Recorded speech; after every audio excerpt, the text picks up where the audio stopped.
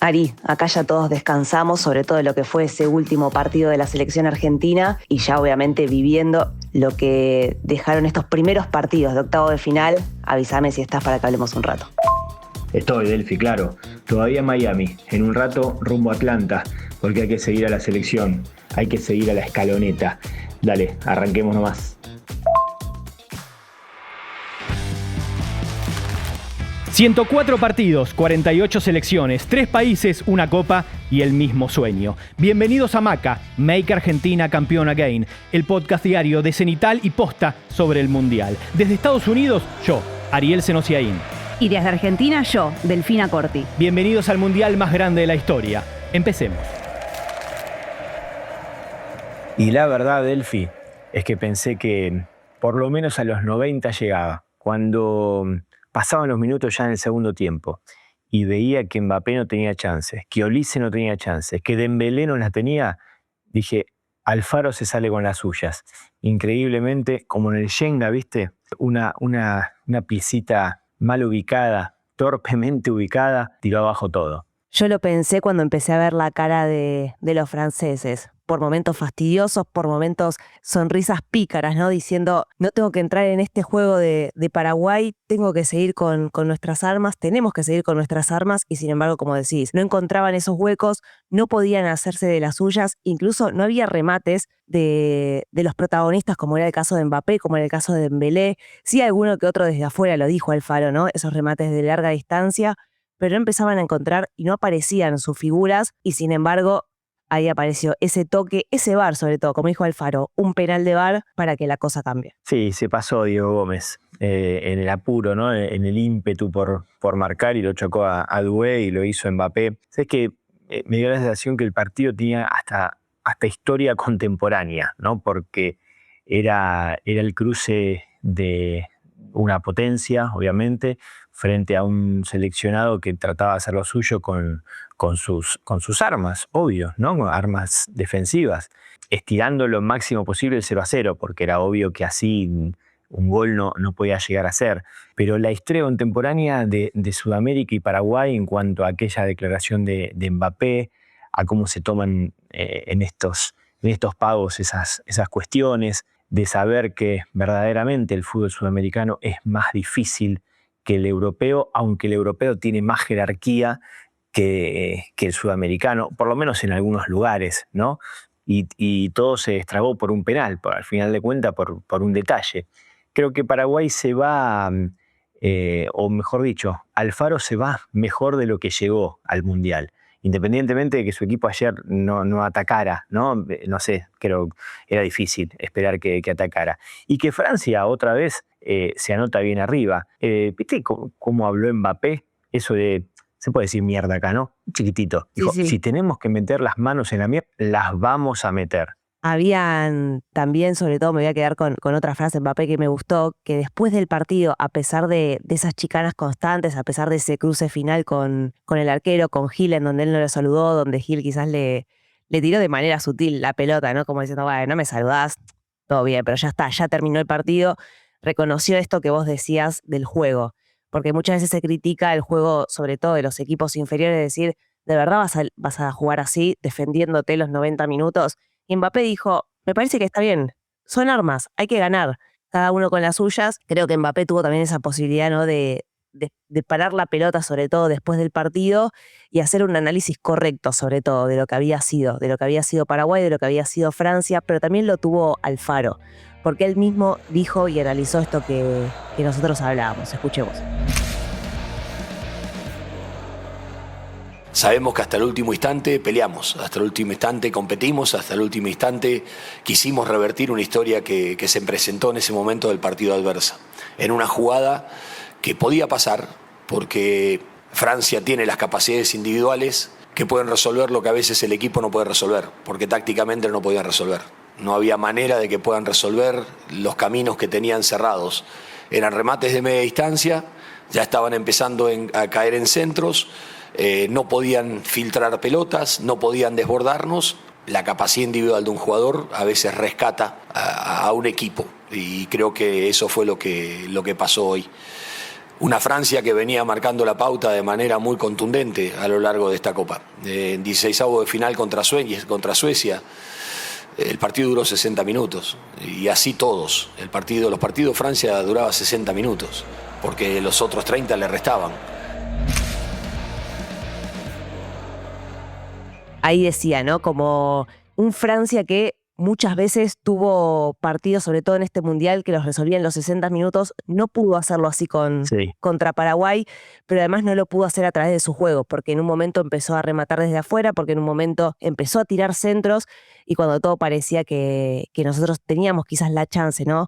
Algo más, sobre todo después de lo que hubiera sido ese parate por la pausa de hidratación, apareció ese penal de VAR, y bueno, cambió la historia, y a Paraguay, así todo, sobre todo después de los cambios, tuvo alguna que otra chance. Un Francia que se mostró bien defensivamente, pero por la velocidad de sus defensores, no tanto así por cómo estaban ordenados defensivamente cada vez que Paraguay tuvo ahí alguna que otra contra. Bueno, por eso quizás en algún momento tenga alguna complicación contra Marruecos, porque Marruecos va a salir a atacarlo. No imagino Marruecos metiéndose atrás como hace 3 años y medio, en lo que fue una semifinal. Ahora será un partido de cuartos de final.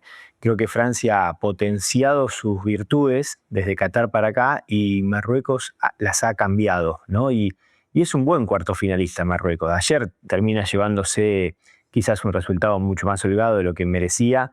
Bono es un arquero de grandes condiciones y lo salvó algunas veces. Es mejor equipo que Canadá, pero Canadá había tenido sus chances. A Marruecos se le cayó por lesión el 9, Saibali, que lo compró el Bayern durante el Mundial. Pero igual tiene como para explotarle esas debilidades que mostró Francia y que marcaste recién. Y bueno, también se empieza a quedar, viste, con estos octavos de final, en donde empiezan a tener también como un manual casi similar de lo que sucedió en los 16avos, sobre todo en este Francia-Paraguay, pero como vos decís, un Canadá y un Marruecos que si te quedás con el resultado de ese 3-0 pareciera que fue un desarrollo de partido que no sucedió. Incluso lo dijo el técnico canadiense cuando terminó el partido, pero un Marruecos que vuelve a pasar, como había dicho Bilardo, ojo que quizás acá en África está el futuro del fútbol, así como ocurrió en Qatar, un Marruecos que vuelve a jugar unos cuartos de final. Claro, hay mucho para hablar de Argentina, pero hagamos un toque de los partidos de hoy, porque creo que se cruzan chapas históricas contra presentes muy puntuales, ¿no? Brasil, que igual ya se lo ve mejorado, fue mejorando, está de menor a mayor, claramente, en este Mundial, frente a Noruega, que también se supone que le tiene que, por lo menos, disputar la mitad de cancha, disputar la iniciativa y obvio tratar de que Haaland le gane a Gabriel Magalhães y a Marquinhos, ¿no? Y después, fundamentalmente, México e Inglaterra. Yo creo que en la historia de los últimos, no sé, 30, 40 años, generalmente un México-Inglaterra tenía un pronóstico 80-20 a favor de los ingleses. La euforia que ha desatado este seleccionado mexicano, también alguna irregularidad de Inglaterra, ¿no? Pero hablo de México. Iguala un poco el pronóstico. A mí no me gusta imaginar cómo puede llegar a ser los resultados, porque es como que el fútbol nos pega cachetazos todo el tiempo y nosotros seguimos reincidiendo. Pero México abre el partido con una expectativa totalmente distinta a la que hubiese abierto en todo este tiempo. Sí, la historia y los datos sobre todo, ¿no? A veces uno con los datos empieza a jugar y empieza a pronosticar lo que puede llegar a ser un partido. También creo que los datos a veces en la previa calman nuestra ansiedad para poder analizar algo que todavía no sucedió. Eso pasa con Brasil y Noruega, en donde, por ejemplo, Brasil nunca le ganó a Noruega, 2 empates y 2 derrotas. Hay que ver qué es lo que pasa hoy. Como decís, un Brasil que para mí también fue de menor a mayor, que sobre todo lo mejor que tiene es su entrenador, que es un entrenador cauto, que es un entrenador que sabe lo que es jugar un mundial y que desde un comienzo dijo, bueno, acá hay que ganar, no importa cómo, hay que ganar, y creo que eso es lo que se ve en Brasil, una selección o un equipo que sale buscando la victoria más allá de los recursos o más allá de lo que pueda presentarse en un partido. Me quedo también con un detalle que no sé si lo pudiste ver en la semana. A ver. Esta cuestión de los jugadores de diferentes selecciones que empiezan incluso a chicanearse, a comunicarse o hasta reírse, más allá de cada uno estar concentrado con su propia selección. Apareció un video hecho con inteligencia artificial de una película entre Vinicius y Haaland, en donde Vinicius le cantaba a Haaland y el noruego le dice, ojo que mirá que lo podemos repetir, y Vinicius le dice, de una. Uno piensa como en la previa de un partido, octavos de final de un mundial, y ellos tienen quizás ese tiempo para reírse con el rival cuando todo el mundo está hablando Vinicius contra Haaland y ellos como despreocupados, desdramatizando lo que podría ser este partido. Me pareció un detalle que también saca de contexto, ¿no? Porque muchas veces el noruego saca de contexto la presión en el fútbol. Sí. Creo que es uno de esos jugadores que disfruta jugar al fútbol y que lo hace también como más allá de la rivalidad. Totalmente. Felicita a Messi cuando tiene que felicitarlo y lo checanea y lo invita a jugar a Vinicius antes de un partido. Totalmente, sí, es un desdramatizador y sobre todo es alguien que asume perfectamente su rol. Incluso sabe que el mundo está pendiente de cuántas pelotas toca, pero él sabe que en las pocas que toca, una tiene que ser gol en un mundial tremendo de goleadores, porque Haaland hoy va de la misma forma que han ido tanto Messi como Mbappé cada día que jugaron. Fontaine hizo 13 goles en 7 partidos. Creíamos que era una marca imposible de quitar, ¿no? 13 goles en un solo mundial fueron en el 58. Y la verdad es que la proporción hace creer que si alguno de los 3, quizás pueda agregar a Kane, ¿no? Llegar a la final, lo podrían pasar. Esas marcas, no sé, como la de Messi de más de 90 goles en un año, esas marcas que parecen haber sido hechas como para que nadie las quite en toda su historia. El fútbol cada vez más colectivo tuvo como una tendencia a la individualidad, ¿no? En este mundial. Esperando por Neymar a todo esto, que no se va a meter en esos números, pero que un rato de fútbol suyo en la Copa del Mundo en algún momento tiene que aparecer. Es importante las individualidades, como lo decía Alfaro, cuando el partido se pone ahí un poco complejo.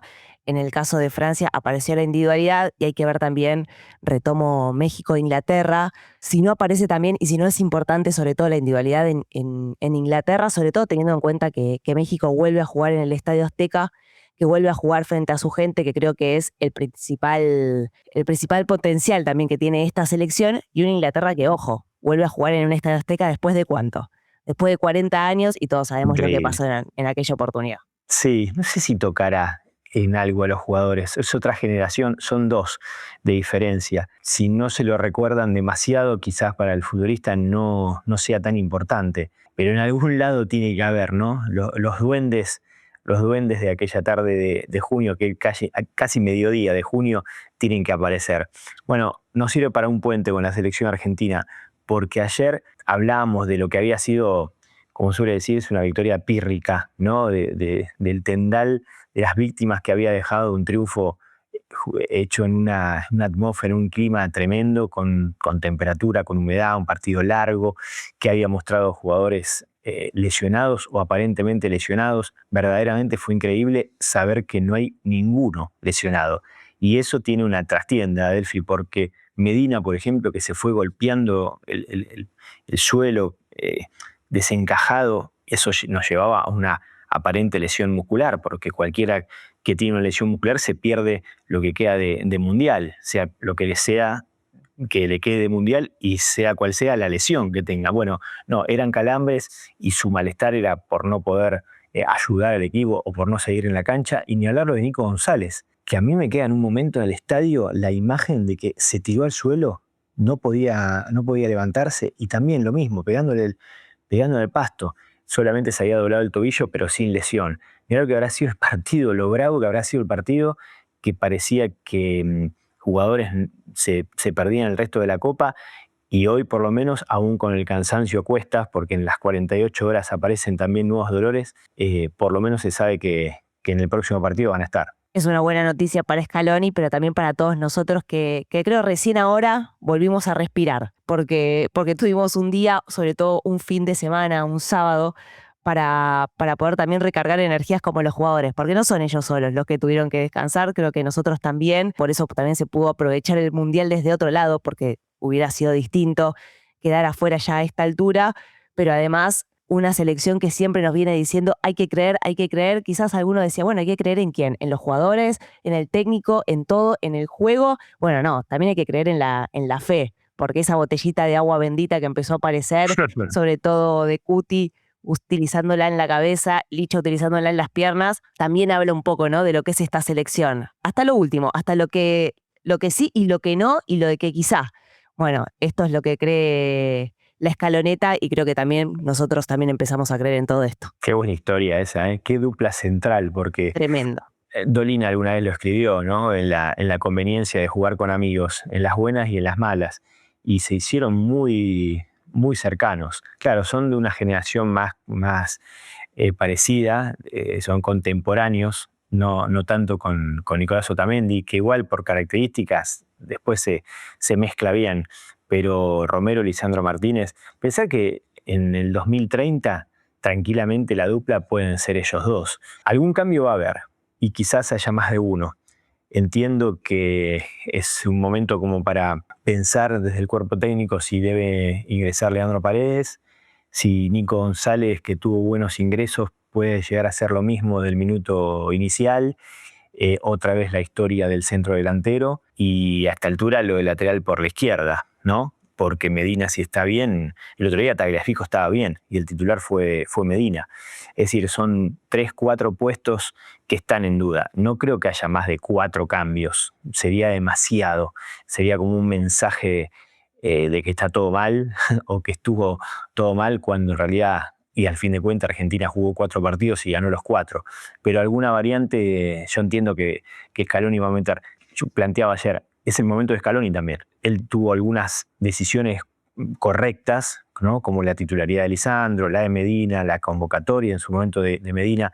También ahora tiene que meter una mano como metió en el anterior Mundial y como mete muchas veces, y como metió en la Copa América, ¿no? Es un técnico que le interesa tener injerencia. Y hay que ver además, después de lo que fue el último partido, cómo están los más chicos, porque los más chicos son los que habían cambiado la cara y le cambiaron la cara a esta selección en Qatar 2022. No pareciera ser que Scaloni esté confiando demasiado en los más jóvenes o en los debutantes, pero bueno, siempre tiene una sorpresa, ¿no? El entrenador, y hay que ver si alguno se mete ahí en ese 11 titular. Mañana, Delphi, la seguimos, en mi caso desde Atlanta, donde jugaremos el martes. Hay una marea de argentinos que también está yendo para allá, tal vez en menor cantidad de lo que hubo en estos días contra Cabo Verde, por una sencilla razón. En Atlanta viven menos argentinos de los que viven en Miami, pero igual la escenografía celeste y blanca va a estar asegurada. Dale, mañana la seguimos, Ari. Un beso. Beso grande. Chao. Pará. No cambies todavía. Mi nombre es Iván Jagroski, soy el director de Cenital y quería invitarte a que conozcas lo que hacemos. Tenemos 9 newsletters temáticos y 2 resúmenes informativos, a la mañana y a la tarde, donde te contamos lo más importante de cada día. Entrá a cenital.com/newsletters y entendé lo que pasa alrededor tuyo. Esto fue Maca, Make Argentina Campeón Again. Este podcast es una producción de Posta con Cenital y su círculo de mejores amigos. Si te gusta lo que hacemos, ingresá en cenital.com/sumate y ayúdanos a seguir. Nos reencontramos en el próximo episodio con más mundial, más historia y más fútbol para seguir viviendo esta locura compartida. Make Argentina Campeón Again es más que un podcast. Ingresá en cenital.com/maca y viví un mundial diferente. Newsletter diario, artículos especiales y un PRODE gratuito con increíbles premios. Este podcast tiene sonido a cargo de Ariel Aguirre. Por el lado de producción de Posta, Lorena Bianchi, coordinadora y productora ejecutiva, Catalina Miguel Palma, productora de grabaciones, Gastón Gallo, asistente de producción. Idea original, Luciano Banchero. Por el lado de Cenital, Lila Vendersky, coordinadora de producción audiovisual, Sol Maciel, coordinadora de redes sociales, Valentín Muro, soporte IT, y Javier Borelli, coordinación y edición de Maca.